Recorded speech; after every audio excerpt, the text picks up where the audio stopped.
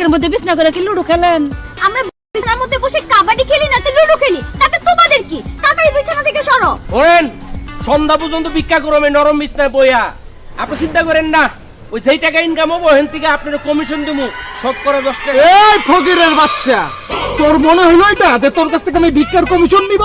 এখান থেকে ভালোই ভালোই ওঠ নিলে কিন্তু মাইরা দুটো পা ভেঙে ফেলা মতকে ওঠ। ভাঙেন আমরা তো সুস্থ মানুষ, সুস্থ মানুষরা না কেউ ভিক্ষা দিতে চায় না।